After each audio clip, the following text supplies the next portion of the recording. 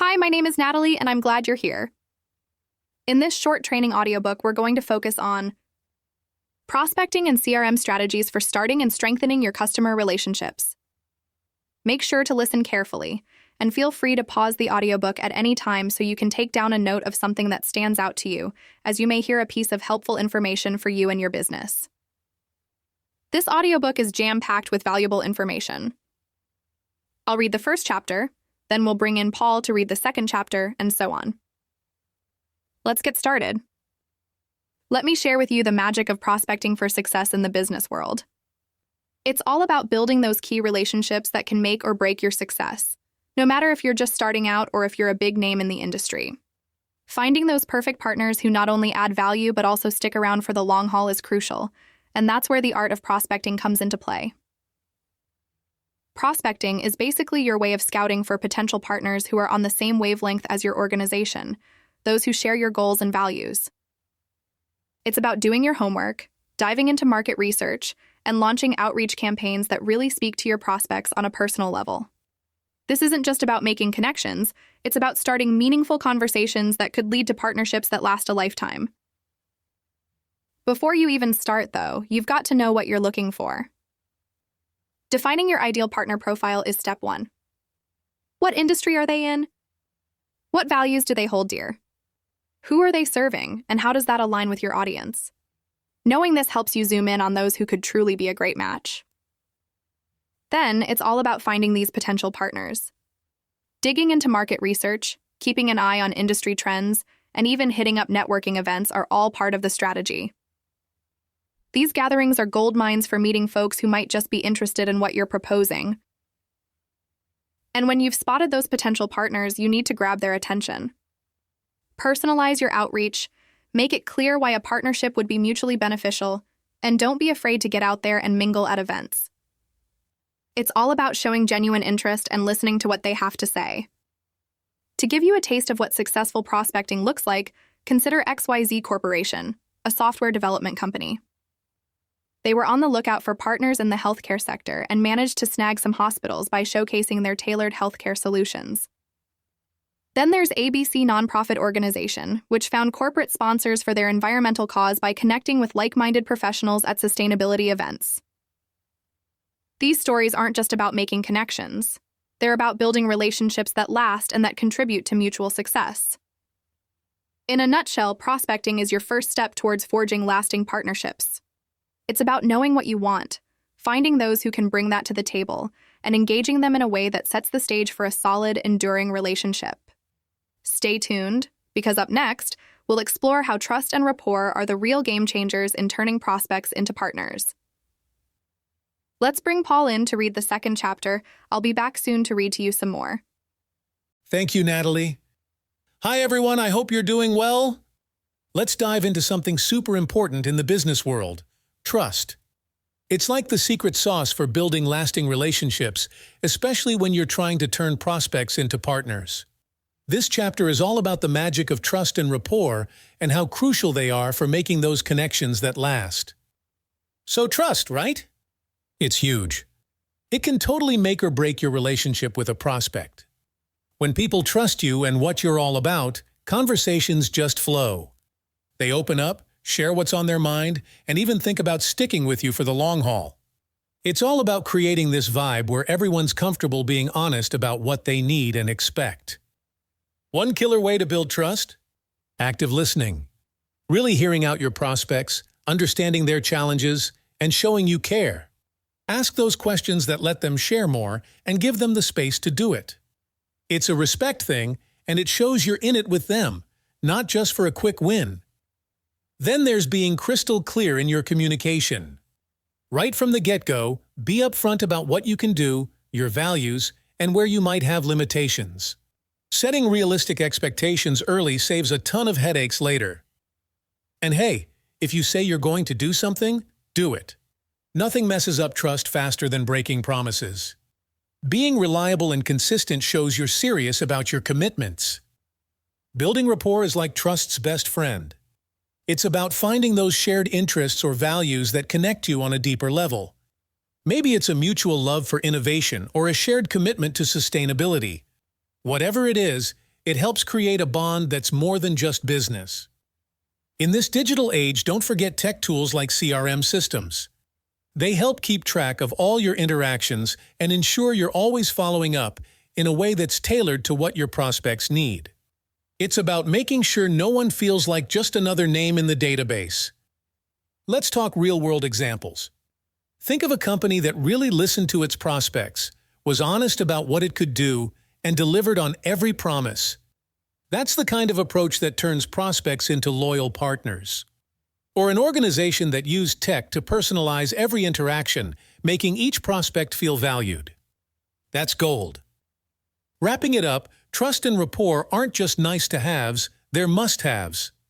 They're what turn a prospect into a partner you can count on for the long run. By listening, being transparent, and keeping your word, while also leveraging the right tools and finding common ground, you're setting up for success. Remember, trust is what keeps everything together. So, put in the effort, build that trust, and watch your business relationships thrive. Let's make those connections that last. On to Chapter 3. All right, let's get into something really cool, nurturing relationships. It's like the secret ingredient in turning someone just checking you out into a committed partner. This part is all about the magic of using customer relationship management, or CRM, to keep prospects engaged and make those connections that last. By getting personal and smart with your communications, you can make sure you're always on their radar in the best way possible. So here's the scoop on creating those personal vibes with your prospects. CRM systems are your best friend here because they let you keep tabs on what your prospects are into, like what they click on, what they ignore, and what they love. With this intel, you can send emails or social media messages that hit right at home, talking directly about what matters to them. It's about showing you're paying attention and that you genuinely care about what's keeping them up at night. Now on to keeping the flame alive with prospect nurturing.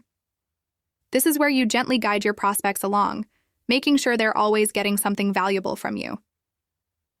Think of emails that are more than just "buy this." They're about sharing knowledge, updates, and insights that position you as the go-to in your field.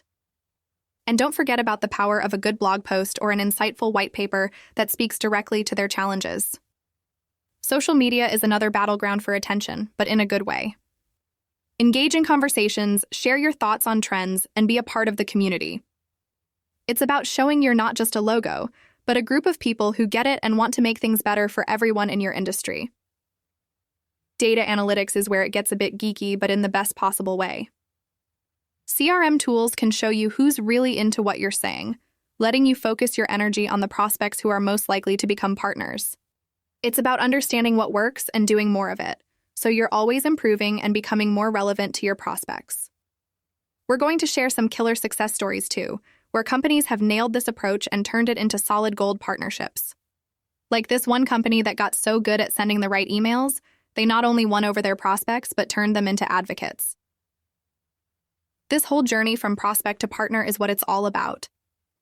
By getting savvy with CRM strategies and really focusing on nurturing those relationships, businesses are setting themselves up for some amazing partnerships. In conclusion, nurturing relationships isn't just a nice-to-have, it's essential for long-term success. By using CRM to create personalized interactions, staying engaged with thoughtful content, and leveraging data to keep improving, companies can build the kind of relationships that not only last, but thrive. Up next, we'll dive into how to co-create value with those partners, taking everything to the next level. Let's keep this relationship train rolling. Nice, thank you, Natalie. Now let's dive into something really exciting. Transformative collaboration. This is all about taking your partnerships to the next level by working closely with those prospects who've become your partners. It's about creating value together that benefits everyone involved.